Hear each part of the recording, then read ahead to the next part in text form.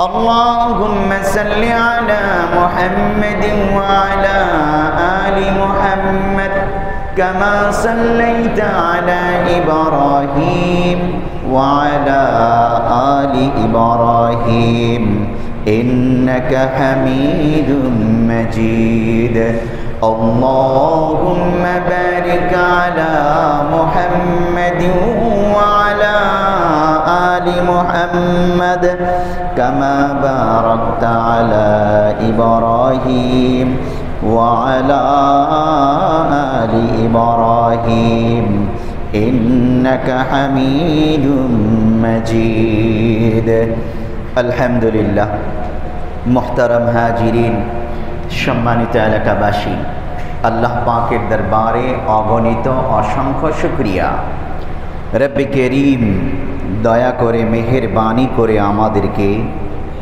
পবিত্র রবিউল আউয়াল মাসের প্রথম জুমায় বাইতুল মুনাব্বর জামে মসজিদে উপস্থিত হওয়ার তৌফিক দান করেছেন এজন্য অন্তর থেকে শুকরিয়া তান বলি আলহামদুলিল্লাহ। আজকে রবিউল আউয়াল মাসের 2 তারিখ 1446 হিজরি, ভাদ্র মাসের 22 তারিখ 1431 বাংলা এবং সেপ্টেম্বর মাসের 6 তারিখ 2024 খ্রিস্টাব্দ। পিয়ারা নবী সাল্লাল্লাহু আলাইহি ওয়াসাল্লাম এই রবিউল আউয়াল মাসেই পৃথিবীতে আগমন করেছেন এবং রবিউল আউয়াল মাসের 12 তারিখে আবার এই পৃথিবী থেকে বিদায় নিয়েছেন। 63 বছর হায়াত পেয়েছিলেন, তার মধ্যে 23 বছর ছিল নবুয়তি জিন্দেগি। এই 23 বছরের সংগ্রাম বিপ্লবের মধ্য দিয়ে বিশ্বের মধ্যে একটি ইসলামের শান্তির ধর্মের ইসলামের গোড়াপত্তন করেছেন এবং সাহাবায়ে কেরামের একটি শান্তিপ্রিয় জামাত গঠন করে গিয়েছেন। পিয়ারা নবী সাল্লাল্লাহু আলাইহি ওয়াসাল্লামের সেই সাহাবায়ে কেরামের জামাত কোরআন সুন্নাহ পরবর্তী উম্মতের জন্য পৃথিবীতে রাস্তা দেখায় এবং পৃথিবীতে শান্তি প্রতিষ্ঠা করে। আমরা ভাগ্যবান আখিরি নবী মুহাম্মদুর রাসূলুল্লাহ সাল্লাল্লাহু আলাইহি ওয়াসাল্লামের উম্মত হতে পেরেছি। আমরা ভাগ্যবান, আমরা কোরআনের অনুসারী হতে পেরেছি। যতদিন নিঃশ্বাস আছে কোরআন অনুসরণ করেই যাব ইনশাআল্লাহ। কেমন ছিল আল্লাহর নবীর আগমনের সেই সময়? বৈষম্যে ভরপুর ছিল, জুলুম নির্যাতন নিপীড়ন অত্যাচার দিয়ে পৃথিবী ভরপুর ছিল। অন্যায় অনাচার ব্যভিচার অশ্লীলতা মদ্যপান দুর্নীতি দিয়ে ভরপুর ছিল পৃথিবীর পরিবেশ। হযরত জাফর রাদিয়াল্লাহু তাআলা আনহু কাফেরদের নির্যাতনে টিকতে না পেরে আল্লাহর নবীর অনুমতিক্রমে সাহাবীদের একটি জামাত নিয়ে হিজরত করে যখন হাবশায় চলে যান, মক্কা থেকে কাফেররা মুসলমানদের এই দলটাকে ফেরত আনার জন্যে আবু সুফিয়ানকে পাঠায়। তিনি গিয়ে বাদশাহ নাজ্জাশীকে বললেন, আমাদের দেশের কিছু বিদ্রোহী আপনার দেশে আশ্রয় নিয়েছে, আমাদের হাতে তুলে দিন, আমরা নিয়ে যাব। বাদশাহ নাজ্জাশী বললেন, যাদেরকে তুমি নিয়ে যেতে চাও তাদের বক্তব্য না শুনে আমি দিতে পারি না তোমাদের হাতে তুলে। ডাকলেন সাহাবায়ে কেরামকে। হযরত জাফর রাদিয়াল্লাহু তাআলা আনহুকে জিজ্ঞেস করলেন, বলো কেন তোমরা আমার দেশে আশ্রয় নিয়েছ? হযরত জাফর রাদিয়াল্লাহু তাআলা আনহু দাঁড়িয়ে মণিমুক্তা খচিত সংক্ষিপ্ত একটি ভাষণ দিলেন। ইতিহাসে স্বর্ণাক্ষরে লিপিবদ্ধ আছে সেই ভাষণ। কি ছিল সংক্ষিপ্ত ভাষণ? আইয়ুহাল মালিক কুন্না কওমান আহলা জাহিলিয়াতিন, হে বাদশা আমরা ছিলাম মূর্খ জাহেল, নাবুদুল আসনাম মূর্তি পূজা করতাম, মানুষের হাতেই বানানো মূর্তি আমরাই বানাতাম, আমরাই তাকে খোদা মেনে পূজা করতাম। ওয়ানাকুলুল মাইতা আমরা মৃত্যু পশু পাখি খেতাম, নাজায়েজ হারাম জিনিস খেতাম। ওয়ানাতিল ফাওয়াহিশা, জানা বেবিচার অশ্লীল কর্মকাণ্ড আমরা করতাম। ওয়ানাকতাউল আরহাম, আত্মীয়তার বন্ধনকে আমরা ছিন্ন করতাম, কোনোই গুরুত্ব দিতাম না। ওয়ানুসিউল জাওয়ার ওয়ানুসিউল জিওয়ার, প্রতিবেশীর অধিকারের ব্যাপারে আমরা বেখবর ছিলাম, তাদেরকে নির্যাতন করতাম।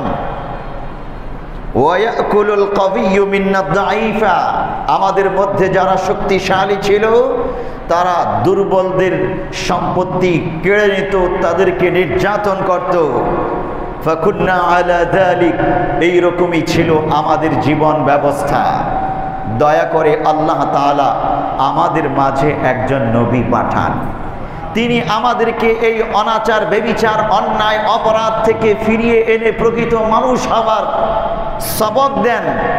আমরা মানুষ হই, আমরা মুসলমান হই, ইসলাম ধর্ম গ্রহণ করি। জাফর রাদিয়াল্লাহু তাআলা আনহু এর এই সংক্ষিপ্ত বক্তব্যে অত্যন্ত প্রভাবান্বিত হন। বাদশাহ নাজ্জাশী বলেন, তাহলে আমাকে তোমাদের সেই নবীর উপর অবতীর্ণ কোরআনের একটু অংশ শোনাও। হযরত জাফর রাদিয়াল্লাহু তাআলা আনহু সূরা মারইয়াম তেলাওয়াত করতে লাগলেন, যেখানে হযরত ঈসা আলাইহিস সালাম, মারইয়াম আলাইহিস সালামের ইতিবৃত্ত আলোচনা হয়েছে। শুনছেন, হৃদয় বিগলিত হচ্ছে, চোখ দিয়ে টপ টপ করে পানি গড়িয়ে পড়ছে। দৃপ্ত কণ্ঠেই নিজে বলে উঠলেন, এই কোরআনের বাণী সেই জায়গা থেকেই উৎসারিত যেই জায়গা থেকে নবী ঈসা আলাইহিস সালামের উপর ইনজিল কিতাব নাজিল হয়েছিল। সুতরাং এই কোরআন মিথ্যা নয়, এই নবী মিথ্যা নয়, এই মুসলমানরাও মিথ্যা নয়। আবু সুফিয়ানকে বলে দিলেন, তোমরা ফিরে যাও, আমি আমার মেহমানদেরকে তোমাদের হাতে তুলে দিতে রাজি না। ব্যর্থ মনোরথ হয়ে ফিরে যেতে বাধ্য হয় আবু সুফিয়ান। ও মুসলমান, আমি যেই কথাটুকুন ভূমিকাতেই স্মরণ করিয়ে দিতে চাই আপনাদেরকে, আল্লাহর নবী মুহাম্মদুর রাসূলুল্লাহ সাল্লাল্লাহু আলাইহি ওয়াসাল্লাম আইয়ামে জাহিলিয়ার বর্বর অসভ্য সেই সমাজে আগমন করে পুরো সমাজ ব্যবস্থাকে সংস্কার করেছেন, পুরো রাষ্ট্র ব্যবস্থাকে সংস্কার করেছেন, অর্থ ব্যবস্থা, পরিবার ব্যবস্থাকে সংস্কার করে এমন কালজয়ী এক ব্যবস্থা আনয়ন করেছেন। সমগ্র বিশ্বের মানুষ তাকিয়ে দেখেছে মুসলমানদের সেই আদর্শ সমাজ ব্যবস্থা, রাষ্ট্র ব্যবস্থা, পরিবার ব্যবস্থা কতটা উন্নত, কতটা সুসভ্য, সুসংহত, কতটা মার্জিত দেখে বিশ্ববাসী হতভম্ব হয়েছে।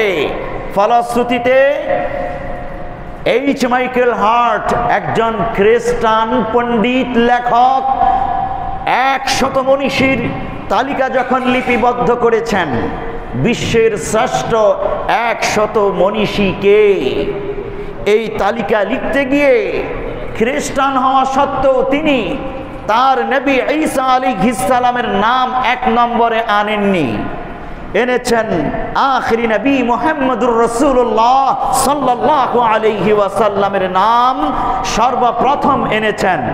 এবং তিনি বলেছেন, who was the only man in history who was supremely successful on both the religious and secular levels. পৃথিবীর ইতিহাসে তিনি একমাত্র সফল ব্যক্তিত্ব যিনি ধর্মীয় ও পার্থিব ক্ষেত্রে উভয় জগতে সফলতা অর্জন করেছেন।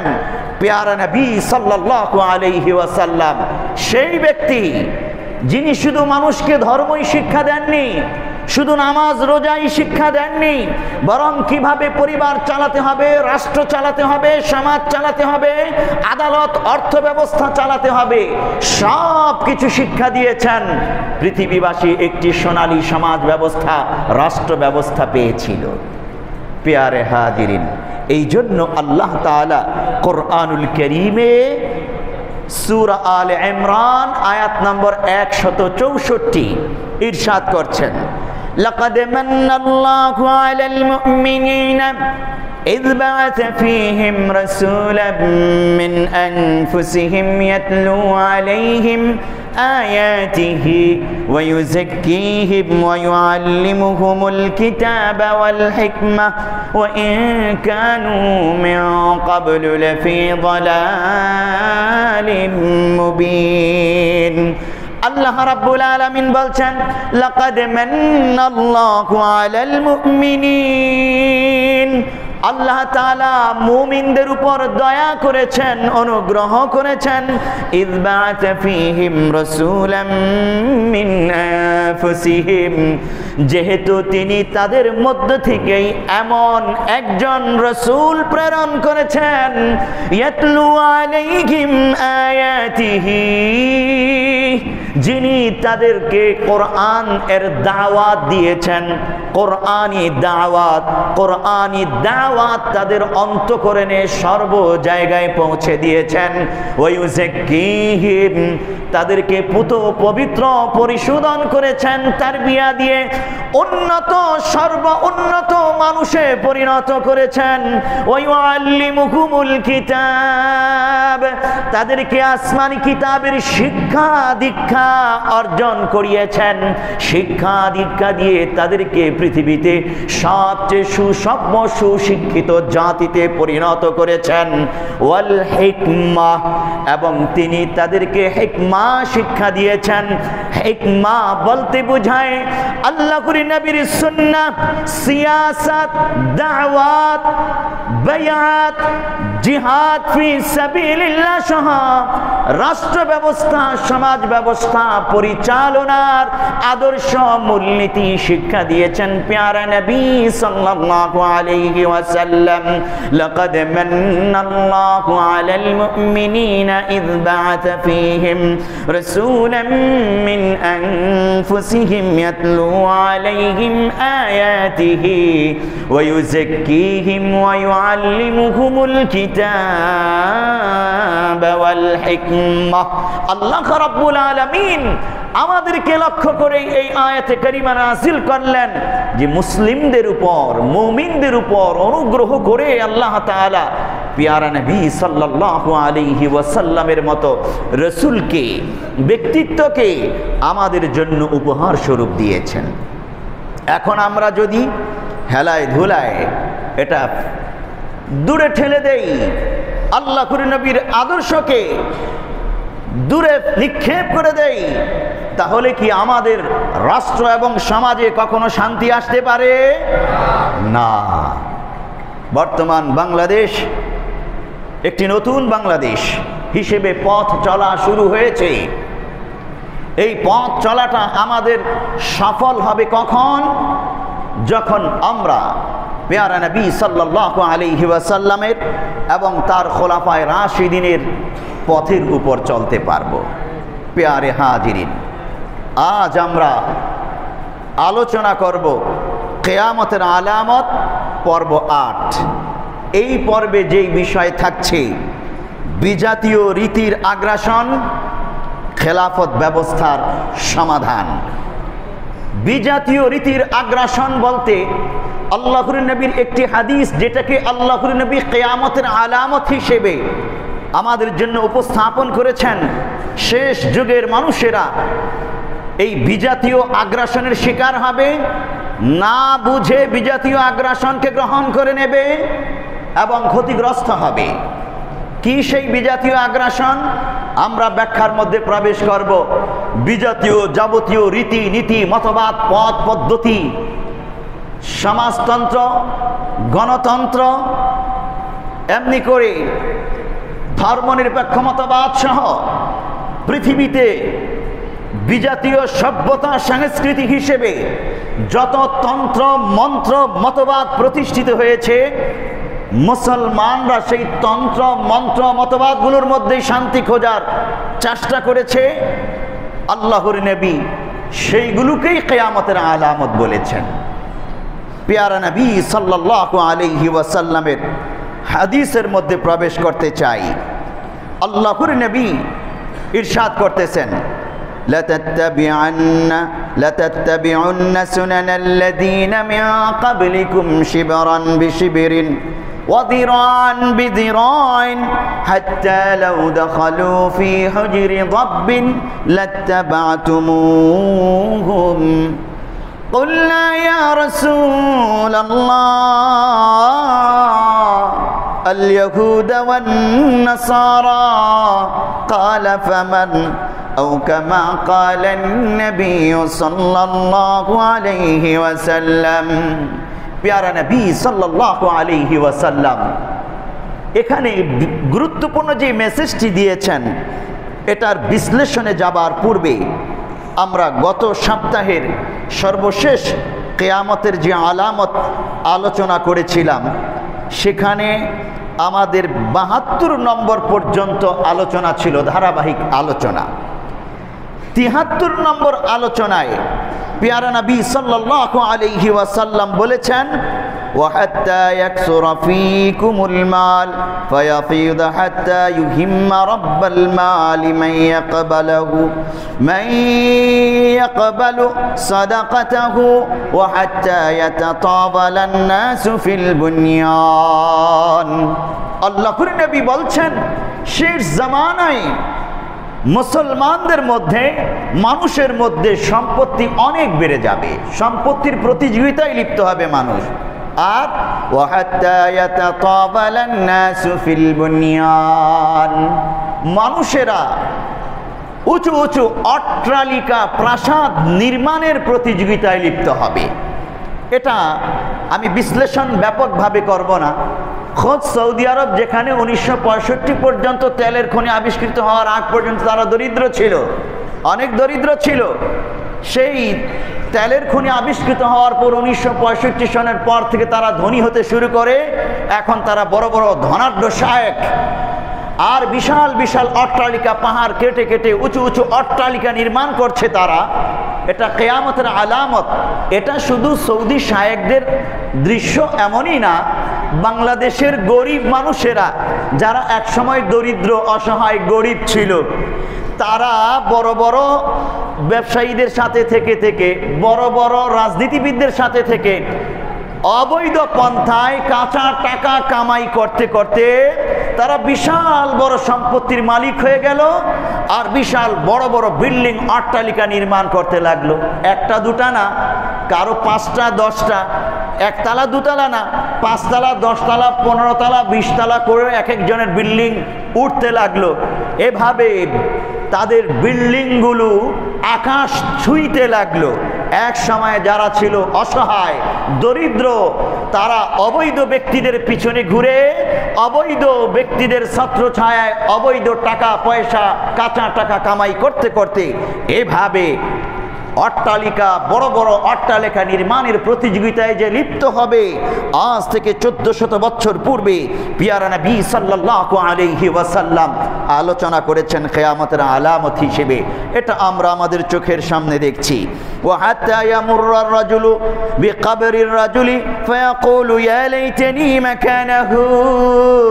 74 নম্বর আলামত আল্লাহর নবী বলছেন শেষ জামানায় যখন এই নিকৃষ্ট মানুষগুলোর দৌরাত্ম্য বেড়ে যাবে, তখন দুর্বল অসহায় দিনদার মানুষগুলো এমন নির্যাতনের শিকার হবে, এমন কষ্টের মধ্যে থাকবে, পিঠ দেয়ালে এমনভাবে ঠেকে যাবে, কবরের পাশ দিয়ে তারা অতিক্রম করার সময় বলবে ফায়াকুলু ইয়া লাইতানি মাকানাহু, হায় আমার স্থান যদি তার জায়গায় হতো, আমি যদি তার মতো এই নির্যাতন এর মধ্যে পড়ার আগেই কবরে চলে যেতে পারতাম তার জায়গায়।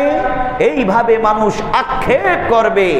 ও মুসলমান, যারা ভুক্তভোগী তারা জানেন এইরকম আক্ষেপ তারা করেছিলেন। যখন নিরপরাধ হওয়া সত্ত্বেও নির্যাতনের স্টিম রুলার তার উপর চলেছে, দীর্ঘদিন বছরের পর বছর কারাগারে রয়েছে, অন্যায়ভাবে রিমান্ডের সম্মুখীন হয়েছে, বিভিন্ন হেনস্থার শিকার হয়েছে, কোণঠাসা হয়েছে, যে সেই মানুষগুলো আক্ষেপ করেছিল দেয়ালে পিঠ থেকে যাওয়ার পর এইভাবেই যে মৃত ব্যক্তিরা কত ভালো, আমার মা বাপ দাদারা এই দৃশ্য দেখতে হয়নি। এটাও কিয়ামতের একটি আলামত। প্যারা নবী বলেছেন, সহিহ বুখারী হাদিস নম্বর 7121। প্যারা নবী সাল্লাল্লাহু আলাইহি ওয়াসাল্লাম 75 নম্বর আলামত হিসেবে, কিয়ামতের আলামত হিসেবে আমরা আলোচনা করব। আল্লাহর নবী সেই আলামতটাই আলোচনা করেছেন, যে আলামতটার কারণে পৃথিবীর পরিবার ব্যবস্থা, সমাজ ব্যবস্থা, রাষ্ট্র ব্যবস্থা ধ্বংস হয়ে যায়। ইমানদার মানুষগুলো, দুর্বল মানুষগুলো নির্যাতনের শিকার হয় এবং হয়েছে। এই আলামতটার কথা আল্লাহর নবী বলতেছেন, সহিহ মুসলিম হাদিস নম্বর 2669। প্যারা নবী সাল্লাল্লাহু আলাইহি ওয়াসাল্লাম বলছেন, لَتَتَّبِعَنَّ سُنَنَ الَّذِينَ مِن قَبْلِكُمْ شِبْرًا بِشِبْرٍ وَذِرَاعًا بِذِرَاعٍ حَتَّى لَوْ دَخَلُوا فِي حُجْرِ ضَبٍّ لَاتَّبَعْتُمُوهُمْ। হে সাহাবীরা, এমন একটা জামানা আসতেছে, তোমরা অনুসরণ করবে সুনানাল্লাযীনা মিন ক্বাবলিকুম, পূর্ববর্তী জাতির। পূর্ববর্তী জাতি বলতে বিজাতি বলে আখ্যায়িত করি আমরা। শিবরান বিশিবিরিন ওয়া দিরান বিদিরাইন, বিঘতে বিঘতে অনুসরণ করবে, হাতে হাতে অনুসরণ করবে। তারা এক হাত আগালে তুমিও এক হাত আগাবা, তারা এক বিগত আগালে তুমিও এক বিগত আগাবা, তারা এক বিগত ডানে মোড় নিলে তুমি মনে করবা এটার মধ্যেই কল্যাণ, তুমিও এক বিগত ডানে মোড় নেবা।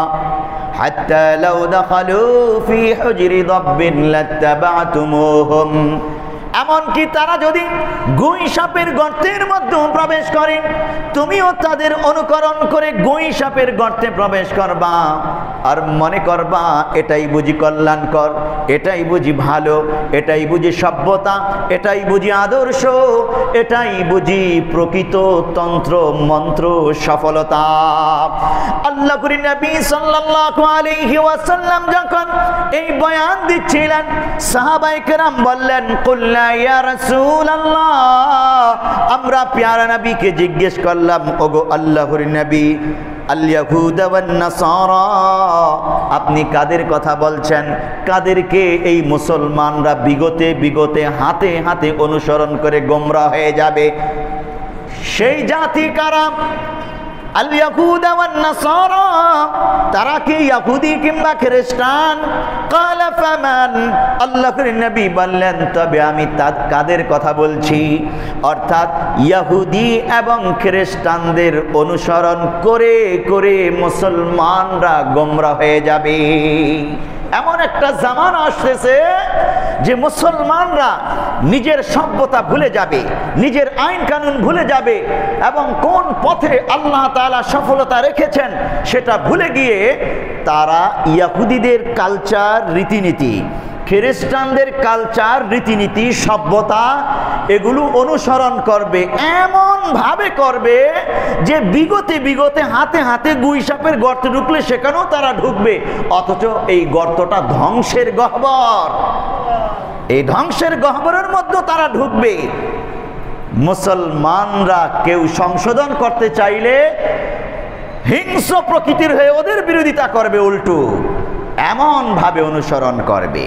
ও মুসলমান, আল্লাহর নবী যেই সময় এই বক্তব্য দিয়েছেন সাহাবায়ে কেরামের জামাতের সামনে, সাহাবীদের তো এই দৃশ্য কল্পনাই করা যায় না যে ইহুদি খ্রিস্টানদের অনুসরণ তারা করবে। সাহাবীদের পরে আসলো উমাইয়া খেলাফত, আব্বাসী খেলাফত, সেখানেও এই দৃশ্য দেখা যায়নি। এরপরে কয়েক শতাব্দীর পরে গিয়ে ধীরে ধীরে মুসলমানদের মধ্যে এভাবে ধ্বংস চলে আসে আর তারা তাদের জাতিসত্তাকে হারিয়ে ফেলে। এখন জিজ্ঞাসা, আল্লাহর নবী এই যে বিজাতীয় সভ্যতার অনুসরণ মুসলমান করবে, এর কোনো ব্যাখ্যা আমাদের চোখের সামনে বর্তমান আছে কি? পেয়ারা নবী তো মূলনীতি হিসেবে বলে দিলেন। আমাদের চোখের সামনে আমরা যদি বিজাতীয় সভ্যতা রীতিনীতির কথা বলি, সেখানে ব্যক্তিগত রীতিনীতি পালনের দৃষ্টান্ত, পারিবারিক রীতিনীতি পালনের দৃষ্টান্ত, সামাজিক এবং রাষ্ট্রীয় রীতিনীতি পালনের দৃষ্টান্ত আমাদের চোখের সামনে অহরহ আছে। আমি যদি একটু উদাহরণ দেই কিয়ামতের আলামতের কথা ব্যক্ত করতে গিয়ে, তাহলে ব্যক্তিগত লাইফ স্টাইল কেমন হবে? আপনি একজন যুবককে, একজন যুবতীকে যখন বলবেন পেয়ারা নবী সাল্লাল্লাহু আলাইহি ওয়াসাল্লামের লাইফ স্টাইল হলো সবচেয়ে সুন্দর, সবচেয়ে আধুনিক এবং সবচেয়ে মর্যাদাবান, এই যুবক যুবতী যারা বর্তমান যুগে আল্ট্রা মডার্ন সেকুলার শিক্ষা ব্যবস্থা মাথায় ঢুকেছে এবং ইহুদি খ্রিস্টানদের পশ্চিমা লাইফ স্টাইল অনুসরণ করে করে বড় হয়েছে, সে আপনাকে বৃদ্ধাঙ্গুলি দেখাবে, মৌলবী আর কিছু পাও না, তোমাদের সেকেলে সেই লাইফ স্টাইল আমি গ্রহণ করব। আমার আধুনিক লাইফ স্টাইলই ভালো। চুলের একটা এমন কাটিং দেবে, আপনি হতভম্ব হয়ে যাবেন। চুল তো লম্বা আছেই, আবার কি মেখে জানি কিছু কিছু লাল বানিয়ে ফেলে। আর পোশাক আশাকের এমন রং ঢং হবে, আপনি দেখে হতভম্ব হবেন। বালিকারা এমন পোশাক পরবে, পোশাক পরেও তারা হবে উলঙ্গ, এমন আঁটো পোশাক পরবে, পোশাক পরেও তারা হবে উলঙ্গ। যুবকরা নষ্ট হবে তাদেরকে দেখে, তাদের সংস্পর্শে গিয়ে। তো এদেরকে যখন আপনি নসিহত করতে যাবেন, মা তুমি এই পোশাক ছেড়ে দাও, তুমি শালীন পোশাক পরো, বোরকা পরো, এটা ফরজ। এই কন্যা যে পশ্চিমা লাইফ স্টাইল অনুসরণ করে আপনাকে বৃদ্ধাঙ্গুলি দেখাবে এবং বলবে আমার যা খুশি তা পরব, তোমার কি? বিভিন্ন ইউনিভার্সিটি, বিভিন্ন কলেজ বিশ্ববিদ্যালয়ের চিত্র আমরা দেখতে পাই। ওখানে আমাদের মুসলিম অনেক কন্যা বোরকা পরতে চাইলে সেখানে তাদেরকে বাধা দেওয়া হয়, নেকাব পরতে চাইলে বাধা দেওয়া হয়। কেন? কারণ এটা আধুনিক না, এটা সেকেলে। অন্যান্য ছাত্রীরা দেখে দেখে এটা যদি এবার গ্রহণ করে ফেলে, তথা কথিত সুশীলরা তখন এই নেকাব পর্দার বিপক্ষে আওয়াজ তোলে। কোথাও কোথাও প্রাতিষ্ঠানিকভাবে দাড়ি রাখার বিপক্ষে আইন করে, নেকাব আর বোরকার বিপক্ষে আইন করে। ফলশ্রুতিতে আমার অনেক সেনা সদস্য, অনেক পুলিশ ভাই, অনেক অফিসের কর্মকর্তা কর্মচারীরা দাড়ি রাখতে পারে না, পাঞ্জাবি টুপি গায়ে দিয়ে ডিউটি করতে পারে না। আছে কি নাই? আপনি তাহলে দেখুন, এটা শুধু পশ্চিমা লাইফ স্টাইলই ব্যক্তিগতভাবেই শুধু অনুসরণ নয়, প্রাতিষ্ঠানিকভাবেও ওই পশ্চিমা লাইফ স্টাইল অনুসরণে উদ্বুদ্ধ করা হচ্ছে। এটা আল্লাহ করিম নবী কিয়ামতের আলামত বলেছিলেন, আমাদের চোখের সামনে আছে, আগে এটা ছিল না। পারিবারিক ব্যবস্থাপনা, ইসলামের যে চমৎকার পারিবারিক ব্যবস্থাপনা আছে, আল্লাহ করিম নবী যেই পারিবারিক ব্যবস্থাপনাকে শান্তির উপর স্থাপন করেছিলেন, সেই পারিবারিক ব্যবস্থাপনা আজকে নাই বলে ঘরে ঘরে অশান্তি, ডিভোর্স, ঝগড়া, ফাসাদ, মারামারি, হাঙ্গামা, মামলা মোকদ্দমা, স্বামী স্ত্রীর বিরুদ্ধে মামলা দেয়, স্ত্রী স্বামীর বিরুদ্ধে মামলা দেয়, একে অপরের বিরুদ্ধে হাঙ্গামা, পারিবারিকভাবে দ্বন্দ্ব সংঘাত বিভিন্ন জায়গায় ব্যাপক আকার ধারণ করেছে। কিন্তু ইসলামী পারিবারিক ব্যবস্থা এত মজবুত, এত মার্জিত, ওটা যখন গ্রহণ করা হবে তখন পরিবারে এই রকম অশান্তি, জিঘাংসা, দ্বন্দ্ব সংঘাত, মামলা মোকদ্দমার স্থান হবে না। কি আশ্চর্যের কথা!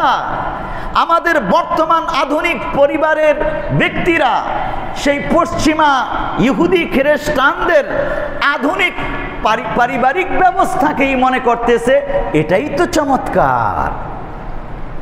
আহা, বোকার দলেরা, বুঝলা না, অশান্তিতে ভুগতেছে। ফলশ্রুতিতে সামাজিক ব্যবস্থা, রাজনৈতিক রাষ্ট্রীয় ব্যবস্থা, সব জায়গায় একই অবস্থা। আল্লাহ করিম নবী মদিনা রাষ্ট্রে যে সামাজিক ব্যবস্থা স্থাপন করেছিলেন এবং যেই রাষ্ট্রীয় ব্যবস্থা স্থাপন করেছিলেন, সমগ্র বিশ্বের রোল মডেল হয়েছে সেটা। এবং শান্তি স্থাপনের জন্য এর চেয়ে উত্তম শ্রেষ্ঠ কোনো ব্যবস্থা আজ পর্যন্ত পৃথিবীর কোনো সভ্যতা কোনো শক্তি উপহার দিতে পারে নাই, পারবেও না। কারণ ওটা আল্লাহ তাআলা প্রদত্ত, আল্লাহর নবীর প্রদর্শিত ব্যবস্থাপনা। পেয়ারে হাজিরিন, দেখুন কোরআনুল কারীমে আল্লাহ তাআলা ইরশাদ করছেন, আল্লাহর নবী তো বললেন যে এমন একটা জামানা আসতেছে, শেষ জামানা, যেখানে মুসলমানরা তাদের নিজেদের সফল যাবতীয় আদর্শ রীতিনীতি বাদ দিয়ে ইহুদি খ্রিস্টানদের বিজাতীয় আদর্শ রীতিনীতির ভিতরে প্রবেশ করবে, অনুসরণ করবে। বিগতে হাতে হাতে গুই সাপের গর্তে ঢুকলে তারাও ঢুকবে, ধ্বংসের গহ্বরে প্রবেশ করবে। আল্লাহ তাআলা কোরআন ইরশাদ করছেন, وَكَذَلِكَ جَعَلْنَا لِكُلِّ نَبِيٍّ عَدُوًّا شَيَاطِينَ الْإِنسِ وَالْجِنِّ يُوحِي بَعْضُهُمْ إِلَى بَعْضٍ زُخْرُفَ الْقَوْلِ غُرُورًا। সূরা আনআম আয়াত নম্বর 112।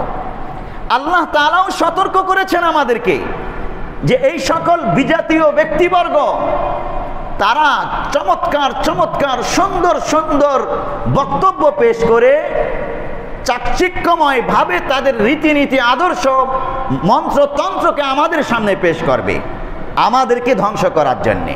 আল্লাহ তাআলা বলছেন, ওয়াকাযালিকা জাআলনা লিকুল্লি নাবিয়্যিন আদুওয়া, প্রত্যেক নবীর জন্য পৃথিবীতে শত্রু ছিল।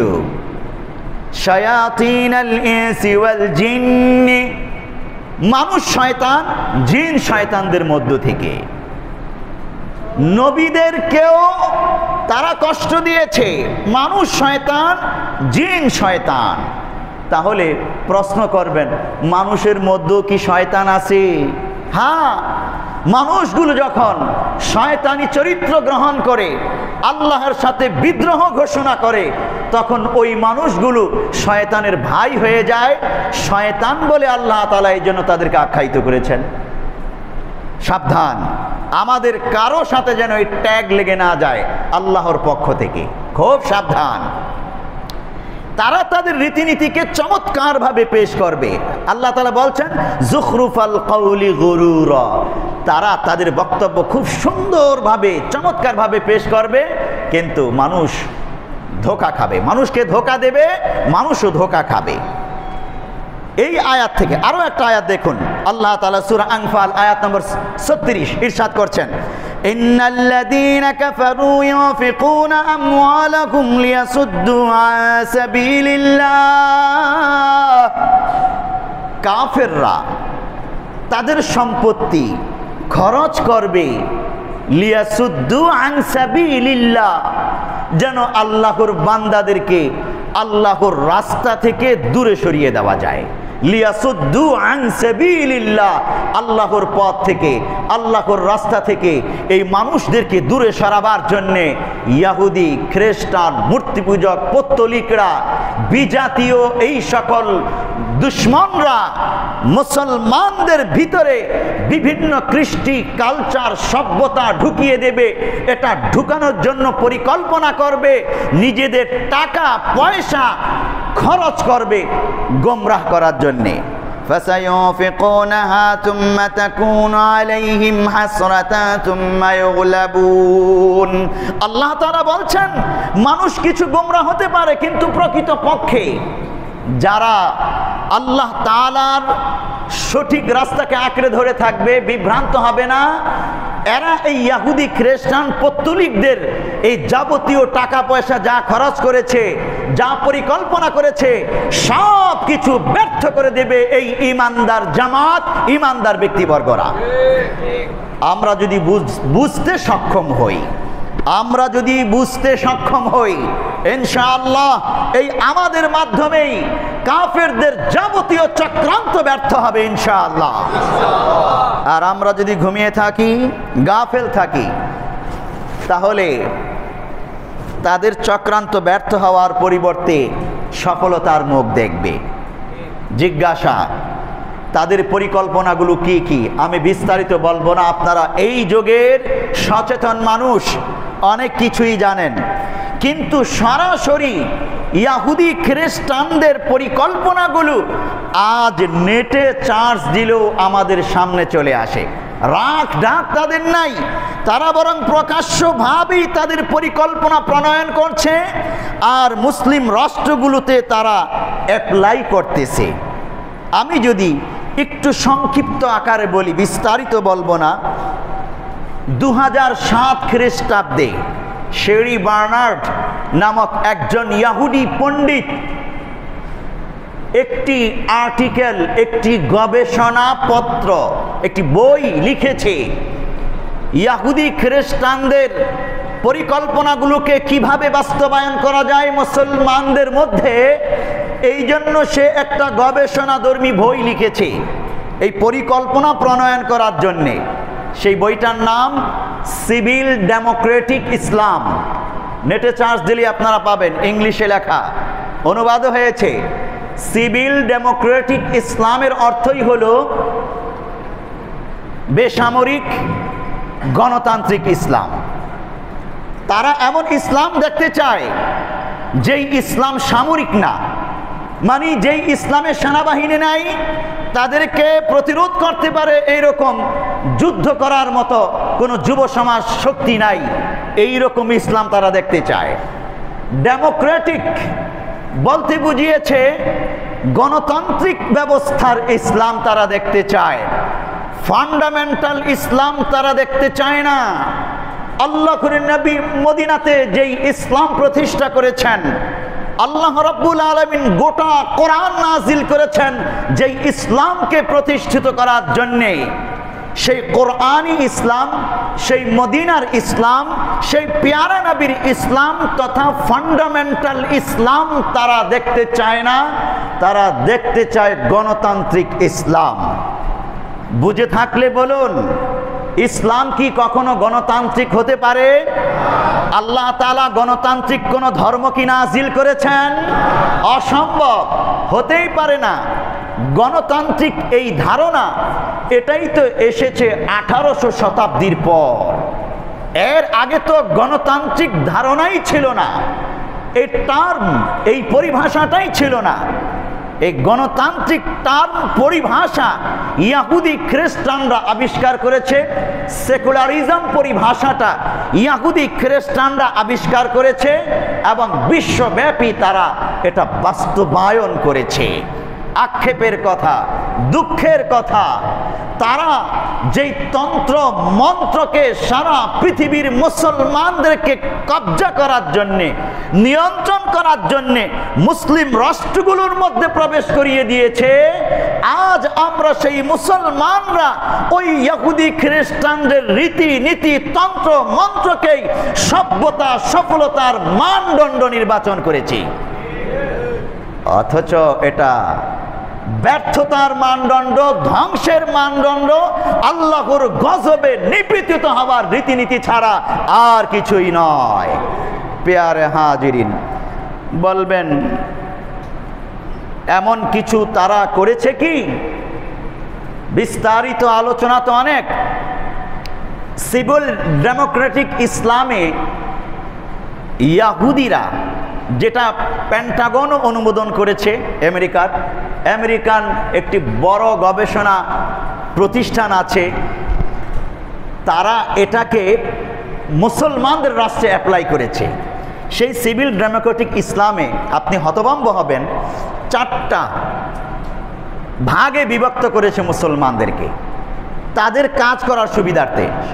আগেও আমি বলেছিলাম কিনা জানি না, এই জন্য আমি সংক্ষেপে বলছি। সেই 4টার মধ্যে একটি হলো ট্র্যাডিশনালিস্ট।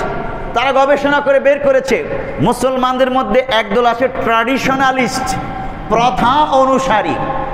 এরা প্রথাগত ইসলাম পালন করে, ও অমুকের দেখা দেখি অমুকে, অমুকের দেখা দেখি অমুকে, এই প্রথাগত ইসলাম পালন করে, এইরকম একটা দল আছে। এরা ইহুদি খ্রিস্টানদের জন্য হুমকি নয়, এবং এদের মধ্যে ইহুদি খ্রিস্টানরা মেহনত করলে এদের থেকে অনেক ব্যক্তিকে তাদের অনুগত বানাইতে পারবে। এদেরকে ট্র্যাডিশনালিস্ট, প্রথাগত মুসলিম বলে। 2 নম্বর মডার্নিস্ট, আধুনিকতাবাদী মুসলিম।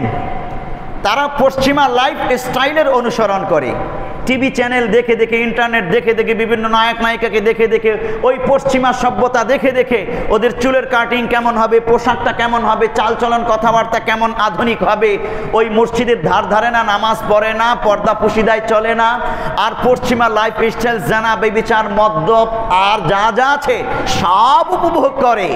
এদেরকে বলা হয় মডার্নিস্ট, আধুনিকতাবাদী। এদেরকে ইহুদি খ্রিস্টানরা যেভাবে খুশি সেভাবেই চালাইতে পারবে, কারণ এদের মধ্যে দ্বীন নাই। 3 নম্বর ভাগ করেছে সেকুলারিস্ট, ধর্মনিরপেক্ষ মতবাদে বিশ্বাসী তথা নির্দিষ্ট কোনো ধর্মের প্রতি তার চূড়ান্ত সম্মান নেই। মুসলিম হলেও ইসলাম ধর্মের প্রতি তার সম্মান নেই। মুখে ইসলামের কথা বলবে, হয়তো নামাজও পড়বে, কিন্তু তার আকীদা বিশ্বাসটা হবে এই রকম যে ইসলাম ধর্মের রীতিনীতি পালন করা এই যুগে চলে না, এই যুগে আধুনিক রীতিনীতি পালন করতে হবে। আর হিন্দু ধর্ম, বৌদ্ধ ধর্ম, খ্রিস্টান ধর্ম, সমস্ত ধর্মই সঠিক, ইসলামের মতো সব ধর্মের সমান মর্যাদা। সুতরাং আমি ইচ্ছে করলে অন্য ধর্ম পালন করতে পারি, ইচ্ছে করলে এই ধর্ম পালন করতে পারি, এখানে বাধা দেওয়ার কেউ নাই। এইভাবে সমস্ত ধর্মকে ইসলামের সাথে একাকার করে ইসলাম ধর্মটাকেই যেন মাটির সাথে মিশিয়ে দেয়, এই রকম একটি মতবাদকে সেকুলার মতবাদ বলা হয়। মুসলমানদের মধ্যে এই রকম একটা গ্রুপও আছে। গবেষণা করে এই র্যান্ড কর্পোরেশন তারা সিভিল ডেমোক্রেটিক ইসলামে এটা লিখেছে। প্রশ্ন করতে পারেন, সেকুলারিজম সমস্যা কি?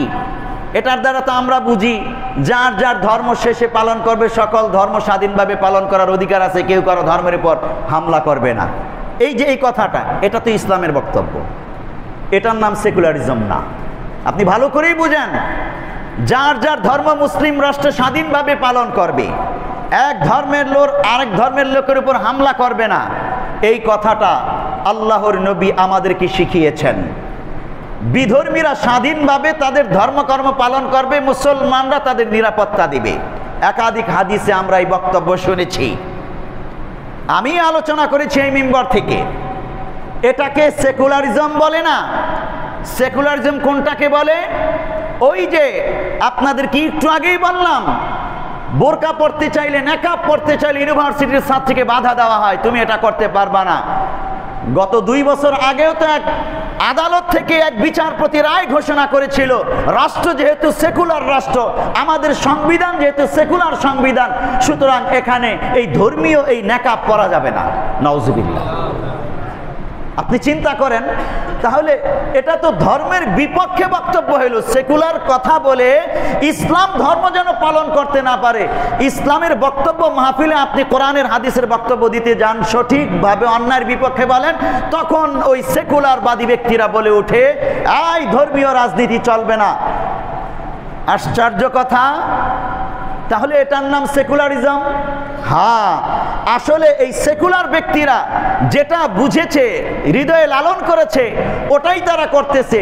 মুসলমানরা তাদের ধর্মকর্ম পরিপূর্ণ পালন করতে পারে না, কিন্তু অন্য ধর্মের লোকেরা, হিন্দু, বৌদ্ধ, খ্রিস্টানরা স্বাধীনভাবে তাদের ধর্মকর্ম পালন করতে পারে, শুধু মুসলমান পারে না। এটা আজকে সেকুলার ব্যবস্থা হিসেবে সমগ্র পৃথিবীতে প্রতিষ্ঠা লাভ করেছে, বাংলাদেশেও। পেয়ারে হাজিরিন, এখন আসি, আমি যেই বক্তব্যটা দিলাম এটাই রাজনীতিবিদ, সেকুলার যারা রাজনীতিবিদ তাদের দৃষ্টিভঙ্গি। অক্সফোর্ড ডিকশনারি সেকুলার শব্দটার ব্যাখ্যা কি করেছে? এই অক্সফোর্ড ডিকশনারিতে সেকুলার শব্দের ব্যাখ্যাটা, অর্থটা এইভাবে লিখেছে, not involving or belonging to religion, ধর্মের সাথে সম্পর্কহীনতা। সেকুলার শব্দ লিখে তার সামনে সেকুলারের অর্থ কি? যারা এই সেকুলারিজম উৎপত্তি এনেছে, জন্ম দিয়েছে, যে ইহুদি খ্রিস্টানরা, তারাই তাদের অক্সফোর্ড ডিকশনারিতে লিখেছে সেকুলারিজম শব্দের অর্থ not involving or belonging to religion, ধর্মের সাথে সম্পর্কহীনতা। সেকুলারিজমের অর্থ ধর্মের সাথে সম্পর্কহীনতা। আপনি বলুন, আপনি মুসলমান হয়ে যদি ইসলাম ধর্মের সাথে সম্পর্কহীনতার রীতিনীতি আদর্শ লালন করেন, আপনি কি আর মুসলিম থাকতে পারবেন? না। আর এই ধারণা থেকেই যারা সেকুলারিজমের রাজনীতি করে, তাদের বক্তব্য কোরআনের আইন দ্বারা রাষ্ট্র চলবে না, আদালত চলবে না, ব্যবসা বাণিজ্য চলবে না। আমরা আদালত, রাজনীতি, ব্যবসা বাণিজ্য, সংসদ চালাবো মানুষ রচিত আইন দ্বারা, ওই গণতান্ত্রিক আইন দ্বারা। প্রত্যেক সেকুলার ব্যক্তিরা এই বক্তব্যই দেয়।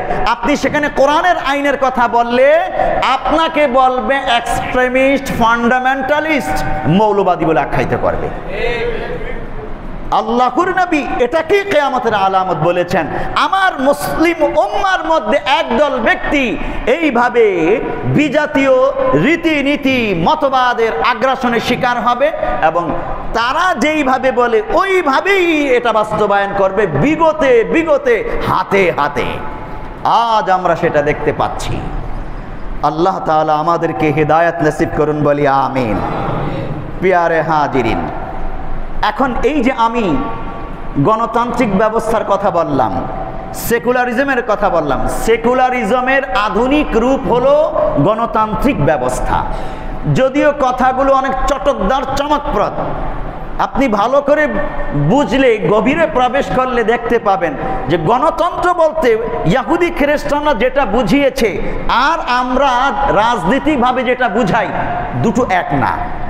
আমরা বলি গণতান্ত্রিক ব্যবস্থার অর্থ হইল প্রত্যেক রাষ্ট্রের প্রত্যেক নাগরিক সমান অধিকার পাবে, ভোট দেওয়ার, সম্পদ উপার্জনের, ইজ্জত সম্মানে চলাফেরার, জীবন জীবিকা নির্বাহের ক্ষেত্রে সমান অধিকার ভোগ করবে, সমান অধিকার পাবে। এটাকে আমরা গণতন্ত্র বলে প্রচার করি। না, এটা তো ইসলামের সাম্যবাদের বক্তব্য। 1400 বছর পূর্বেই ইসলাম এই অধিকার মানুষের জন্য প্রতিষ্ঠা করেছে আইয়ামে জাহিলিয়ায়, যেখানে মানুষে মানুষে কোনো সাম্যতা ছিল না, বৈষম্য ছিল, প্রত্যেক জায়গায় বৈষম্য ছিল। কিন্তু আজ মানুষের সমান অধিকারের নামে প্রত্যেক সেক্টরে বাংলাদেশের বৈষম্যে ভরপুর। এটা কি আমার বুঝিয়ে বলার লাগবে? যদি বৈষম্য না থাকতো, ছাত্ররা কেন বৈষম্য বিরোধী আন্দোলন করলো? দরকার তো ছিল না। বৈষম্য যদি না থাকতো, আমার দলের ব্যক্তি ছাড়া পেয়ে যায় অন্যায় করেও, আরেক দলের ব্যক্তি অন্যায় না করেও কারাগারে ঢুকে যায়। চরম বৈষম্য। তাহলে আপনি কি এটাকে গণতন্ত্র বলবেন? ভোট দেওয়ার অধিকারকে গণতন্ত্র বলা হচ্ছে? আমি বলবো না, এটার নাম গণতন্ত্র নয়। যদি তাই হতো তাহলে কেন দিনের ভোট রাতে নেওয়া হয়? কেন হাজার লক্ষ কোটি মানুষ ভোট দেওয়ার অধিকার পায় না, শুধু নিজেরাই নিজেদের ভোট দেয়? এটার নাম তো গণতন্ত্র না। তাহলে গণতন্ত্র বলতে ইহুদি খ্রিস্টানদের যেই একটা মতবাদ, রীতি নীতি সমগ্র মুসলমানদের উপর, বিশ্বের উপর চাপিয়ে দেওয়া হয়েছে, এটা দুর্বল মানুষকে, নাগরিকদেরকে শোষণ করার, জুলুম করার একটি হাতিয়ার মাত্র, এবং মানুষকে ধর্ম বিমুখ করার একটি হাতিয়ার। আল্লাহর নবী 1400 বছর পূর্বে লাতাত্তাবিউন্না সুনানাল্লাযীনা মিন ক্বাবলিকুম শিবরান বিশিবরিন ওয়া দিরান বিদিরাইন, এই বক্তব্য পেশ করে গেছেন যে এভাবে বিজাতীয় আগ্রাসন হবে মুসলমানদের উপর, আর মুসলমানরা এটাকেই সফলতা মনে করবে। আজ আমরা দেখছি এই যে গণতন্ত্র, সমাজতন্ত্র, তারপরে সেকুলারিজম মতবাদ, জাতীয়তাবাদ, এগুলো আগে ছিল না। আল্লাহর নবীর পরেও কয়েক শতাব্দীতে ছিল না। আমি যদি আপনাদেরকে সন উল্লেখ করে বলতে যাই, তাহলে মার্টিন লুথার সর্বপ্রথম সে গির্জা বিরোধী আন্দোলন করে গির্জার অন্যায় অপরাধকে ঠেকানোর জন্যে। তৎকালীন যুগে ইউরোপে গির্জার পোপ পাদ্রীরা আসলেই অন্যায় অপরাধ করেছিল, ধর্মের নামে আকাম কুকাম দিয়ে মানুষের মধ্যে সব ভরিয়ে দিয়েছিল। বছরে একবার টিকিট বিক্রি করতো, টিকিট, আর বলতো তোমরা সারা বছর যত আকাম কুকাম করো, আমাদের গির্জা থেকে এত টাকা দিয়ে একটা টিকিট নিলে সব মাফ। এই মার্টিন লুথার সে 1517 খ্রিস্টাব্দে এই ভণ্ডামি রীতির বিরুদ্ধে আওয়াজ তুললো, তোমরা কোথায় পেয়েছো এই ভণ্ডামি? সারা জীবন আমি আকাম কুকাম করবো পুরা বছর, আর তোমাদের কাছ থেকে এত টাকা দিয়ে বছর একবার একটা টিকিট কিনলে সব মাপ। এইরকম ভণ্ডামি আল্লাহ তাআলা দেননি, এটা তোমাদের নিজের বানানো ভণ্ডামি। এটার বিরুদ্ধে সে আন্দোলন তোলে। এরপরে 1521 খ্রিস্টাব্দে সে আন্দোলনকে ব্যাপকতায় নিয়ে যায়, গির্জা থেকে আলাদা হওয়ার চিন্তা করে। অবশেষে ফরাসি বিপ্লব হয়। এই ফরাসি বিপ্লব জ্যাকব হোলিওক সে 1886 খ্রিস্টাব্দে 1846 খ্রিস্টাব্দে জ্যাকব হোলিওক সে ব্যাপক আন্দোলন গড়ে তোলে। অতঃপর একটি শব্দের আবিষ্কার করে, সেকুলারিজম। আর এটার অর্থই হলো ধর্ম নিরপেক্ষ মতবাদ। এটার অর্থ হলো গির্জা থেকে রাজনীতি রাষ্ট্র আলাদা। গির্জার ইহুদিরা, পণ্ডিতরা, খ্রিস্টান, পোপ, পাদ্রীরা যেহেতু অন্যায় করতেছে, সুতরাং তাদের থেকে আমাদের আলাদা হওয়া লাগবে। খ্রিস্টান নেতারাই গির্জা থেকে আলাদা হওয়ার জন্যে তারা বলল, গির্জা আলাদা, ধর্ম আলাদা, রাষ্ট্র আলাদা, রাজনীতি আলাদা, আলাদা আলাদা নিয়মে চলবে। তখন থেকে ধর্ম থেকে তথা খ্রিস্টান ধর্ম থেকে, ভালো করে বুঝুন, মুসলমান ধর্ম থেকে নয়, কারণ মুসলমান ধর্মে এই সমস্যাই নাই। ওদের যে সমস্যা আছে আকাম কুকামের, খ্রিস্টান ধর্মের থেকে রাষ্ট্র আলাদা। এইভাবে খ্রিস্টানরা সেকুলারিজমের জন্ম দিল 1846 খ্রিস্টাব্দে। তাহলে এটা 1846 মানে 19 শতাব্দী। খ্রিস্টাব্দ 19 শতাব্দীতে সর্বপ্রথম সেকুলারিজম পৃথিবীতে আসে। এরপরে এই 19 শতাব্দীতেই আবার গণতান্ত্রিক মতবাদ আমেরিকার মাধ্যমে পৃথিবীতে প্রতিষ্ঠা লাভ করে। এই সেকুলারিজমটারই আধুনিক রূপ হলো গণতান্ত্রিক মতবাদ। এভাবে আজকে আমরা এই জালের মধ্যে ফেসে গিয়েছি। যেই কথাটা বলতেছিলাম, সেই র্যান্ড কর্পোরেশন, ইহুদি খ্রিস্টানদের উচ্চ সংস্থা, তারা মুসলমানদেরকে 4টা ভাগে ভাগ করেছে। 3 নম্বরটা বললাম সেকুলারিজম। এই মানুষ মুসলমানও আছে, তাদের বক্তব্য সেকুলারিস্ট যারা আছে এরাই হলো আমাদের আসল বন্ধু, এদের মাধ্যমেই আমরা সব কিছু করতে পারবো। মুসলমানদের এই গ্রুপটার মাধ্যমেই আমরা ওই অন্য মুসলমানদেরকে নির্মূল করতে পারবো, যার ফলশ্রুতিতে সারা পৃথিবীতে যেই সকল মুসলমান অথবা যেই সকল দল ধর্ম নিরপেক্ষ মতবাদী বিশ্বাসী সেকুলারিস্ট, তাদেরকে লালন পালন করার সম্পূর্ণ দায়িত্ব নিয়েছে ইহুদি খ্রিস্টান আর এই পৌত্তলিক বিশ্বের এই পরাশক্তিগুলো। তাদেরকে শেল্টার দেয়। এটা আমাদের জন্য বড় হতভাগা হওয়ার লক্ষণ। 4 নম্বর মুসলমানদের ভাগ করেছে তারা ফান্ডামেন্টালিস্ট। ওই সকল ব্যক্তি যারা আল্লাহর নবী যেইভাবে ইসলাম ধর্ম পৃথিবীতে রেখে গেছেন, ইসলাম ধর্মকে ওইভাবেই পালন করতে চায় পরিবারে, সমাজে, রাষ্ট্রে, সব জায়গায়। এদেরকে 2 চোখে দেখতে পারে না ইহুদি খ্রিস্টানরা। র্যান্ড কর্পোরেশন এই ফান্ডামেন্টালিস্ট তথা মৌলবাদী মুসলমানদেরকেই তাদের আসল শত্রু বলে আখ্যায়িত করে। ইহুদি খ্রিস্টানদের পৌত্তলিকদের যাবতীয় যুদ্ধ সংঘাত এই ফান্ডামেন্টালিস্ট মুসলমানদের বিরুদ্ধে। এভাবেই সারা পৃথিবীতে কাফেরদের সাথে মুসলমানদের যে দ্বন্দ্ব সংঘাত, সব মুসলমানের না, শুধু এক প্রকার মুসলমানের সাথে কাফেরদের দ্বন্দ্ব সংঘাত, যারা ফান্ডামেন্টালিস্ট, প্রকৃত ইসলামকে প্রকৃতভাবেই যারা পালন করতে চায়, খেলাফাকে অনুসরণ করতে চায়, সাহাবায়ে কেরামের খোলাফায়ে রাশিদিনের যে ব্যবস্থা, সোনালী ব্যবস্থা অনুসরণ করতে চায়, এদেরকে ওরা শত্রু মনে করে। তাহলে আল্লাহর নবী যেই কথা বলেছেন এবং কোরআনুল কারীমে আল্লাহ রাব্বুল আলামিন যেই আলোচনা ব্যক্ত করেছেন, আজ আমরা চোখের সামনে দেখছি। আমাদের সতর্ক হতে হবে।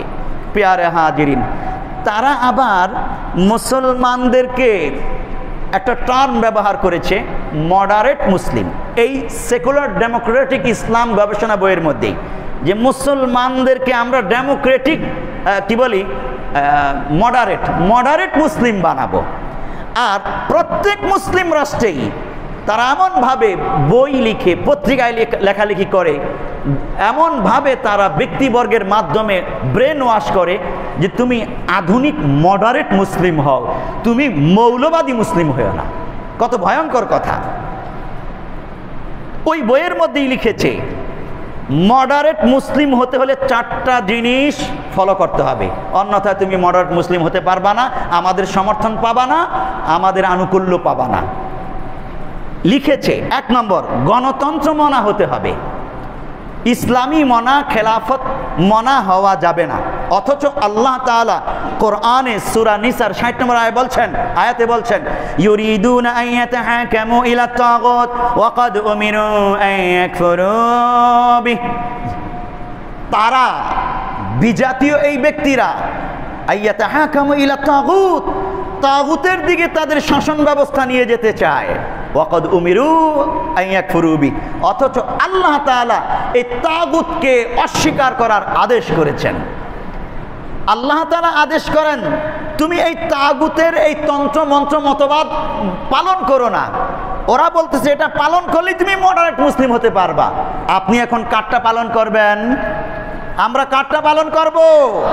মহান আল্লাহ তাআলার আদেশকে পালন করব, তাগুতকে অস্বীকার করব, বয়কট করব। 2 নম্বর, তারা মডারেট মুসলিম হওয়ার টোপ ফেলেছে বা ব্যাখ্যা করতেছে নারী স্বাধীনতা ও সেকুলারিস্ট হওয়া লাগবে। নারী স্বাধীনতাকে সমর্থন করা লাগবে, সেকুলারিজমকে সমর্থন করা লাগবে। নারী স্বাধীনতা বলতে নারী যেইভাবে খুশি সেইভাবে চলবে, নারীর সম্পত্তি সমান, নারী সমকামী হবে, নারী যা খুশি তা হবে, এটার তুমি স্বাধীনতা মেনে নাও। আর সেকুলারিজমকে তুমি সমর্থন করো, তাহলেই তুমি মডারেট মুসলিম হতে পারবা। অথচ আল্লাহ তাআলা বলছেন সূরা আলে ইমরান 85 নম্বর আয়াত ওয়া মান ইয়াবতাগি গায়রাল ইসলামি দীনা ফালা ইউকবালা মিনহু।